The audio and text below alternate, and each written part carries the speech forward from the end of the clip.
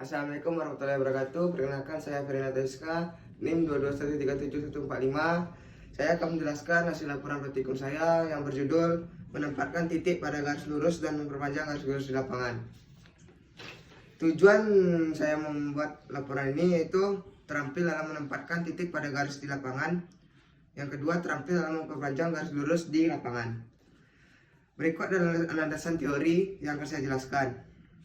Garis lurus merupakan pokok dari permulaan untuk membangun, di mana diperlakukan pada saat membangun dinding, kolam, balok, dan mengetahui bangunan tersebut sudah lurus atau belum. Membuat garis lurus di lapangan di bidang pertambangan juga diperlukan guna untuk mengetahui area atau pada saat proses pembangunan konstruksi dengan cara membuat garis lurus di antara dua titik, dipasang titik-titik sebanyak mungkin di antaranya dengan jarak sesuai area yang telah ditentukan. Garis merupakan gabungan dari beberapa titik menjadi satu, dan garis lurus merupakan titik-titik yang dihubungkan menjadi satu, di mana dari pangkal sampai ke ujung tidak ada belokan sama sekali. Garis lurus sangat berguna dalam pembangunan suatu bangunan, baik itu gedung, rumah, ataupun yang lainnya. Memperpanjang garis lurus di lapangan sebenarnya hampir sama dengan cara pembuatannya dengan membuat garis lurus di lapangan. Hanya ada sedikit perbedaan bahwa membuat garis lurus di lapangan, titik-titik yang akan ditentukan di antara dua titik yang sudah diketahui di lapangan. Sedang pada pekerjaan memperpanjang garis di lapangan, ini dikerjakan secara bergu atau dapat juga perorangan.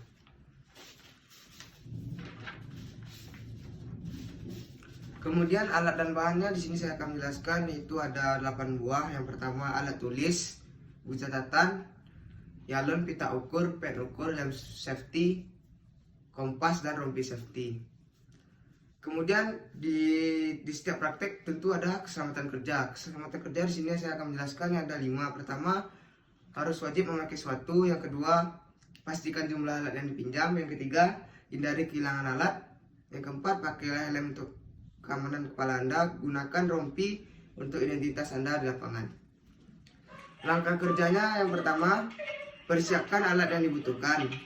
Yang kedua, buat ban alat dan tanda tangan dan diketahui oleh dosen atau guru yang mengajar.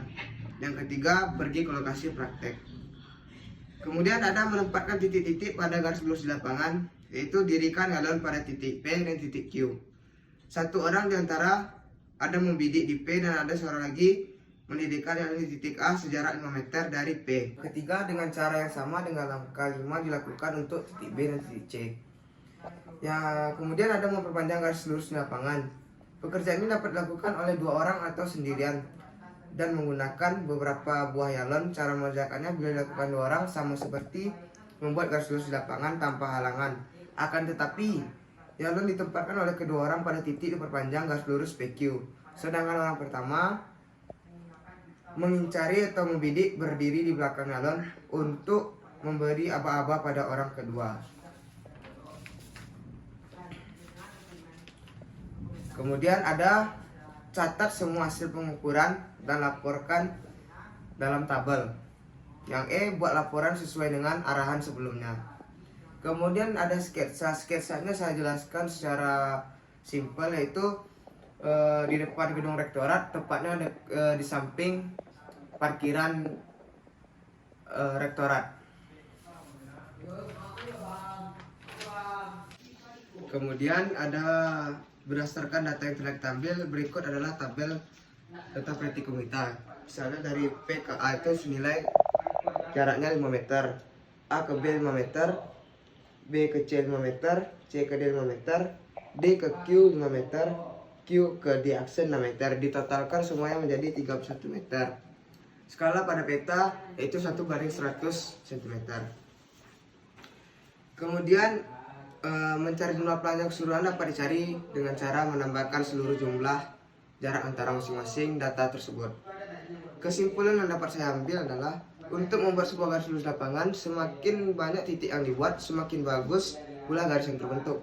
Yang kedua, pada kegiatan pertambangan, membuat garis dan garis lurus merupakan suatu kegiatan yang penting karena perannya berhubungan dengan luas, batas, dan kuantitas suatu lahan. Saran saya untuk kedepannya itu, pada saat melakukan pengukuran seharusnya Pengukuran dilakukan dengan pulang pergi agar mendapatkan tingkat ketelitiannya sehingga kita dapat melakukan perbandingan antara pengukuran yang pertama dan yang selanjutnya. Yang kedua, gunakan pita yang berbahan dasar plastik karena bahan plastik lebih lentur dan tidak dipengaruhi oleh suhu ataupun cuaca. Sekian penjelasan dari saya. Assalamualaikum warahmatullahi wabarakatuh.